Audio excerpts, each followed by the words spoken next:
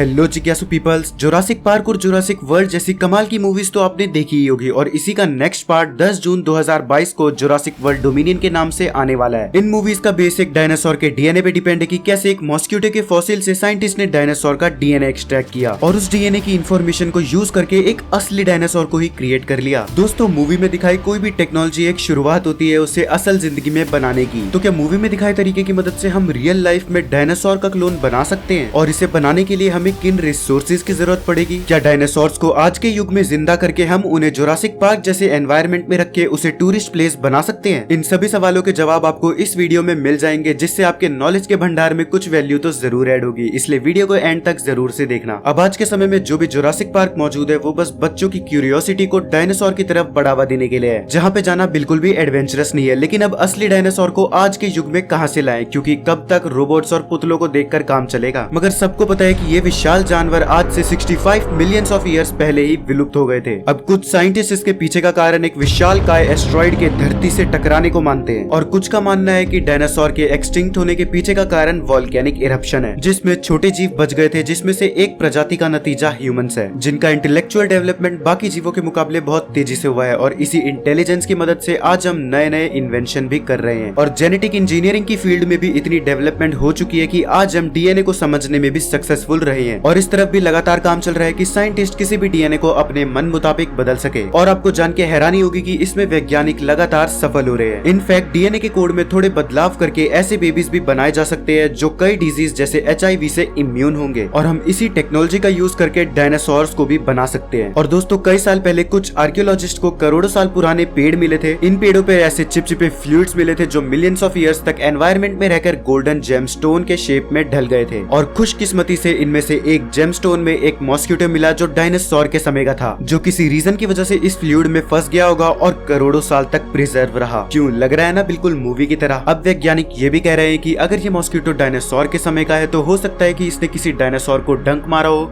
और हमें इससे डायनासोर का डीएनए मिल जाए। अब इससे पहले आप किसी डायनासोर के बनने के इंतजार में बैठ जाओ, मैं आपसे कहना चाहूंगा रुको जरा, सब्र करो। कुछ वैज्ञानिकों का ये भी कहना है कि गॉन्ठोस चीजों को लाखों साल तक तो वैसे का वैसा रख सकता है, लेकिन सॉफ्ट टिश्यू को नहीं। इसीलिए उस मॉस्क्यूटो में अब भी ब्लड पाया जाए ये लगभग नामुमकिन है और अगर उसमें डीएनए होता भी तो वो अब तक लगभग खत्म हो गया होता। लेकिन उन्होंने ये भी कहा कि इसका मतलब ये नहीं कि हमें डायनासोर का डीएनए मिल ही नहीं सकता। जी हाँ, साइंटिस्ट को अब भी ऐसे कुछ इंसेक्ट्स मिले हैं जिसमें लाखों साल पुराना ब्लड पाया गया है और कुछ रिसर्चेस के मुताबिक ऐसे फ्रोजन मॉस्किटोज भी मिले हैं जिनके पेट में लाल कलर का दिखाई देने वाला पिगमेंट भी मिला है। मगर दोस्तों, ये ब्लड नहीं, ये हीमोग्लोबिन का ब्रेकडाउन फॉर्म है। दोस्तों, साइंटिस्ट को जो अब तक का सबसे पुराना डीएनए मिला है वो 10 लाख साल पुराना है और एल्बर्टोसॉरस सार्कोफेगस डायनासोर की आखिरी की प्रजातियों में से एक था, जिसकी हड्डियों के अवशेष वैज्ञानिकों को मिले हैं जो कि 7 करोड़ यानी 7 मिलियन ईयर्स पुराने हैं। अब सवाल ये उठता है कि क्या साइंटिस्ट इसी फॉसिल से इसके डीएनए को एक्सट्रैक्ट नहीं कर सकते? तो इसका जवाब है अनफॉर्चुनेटली नो,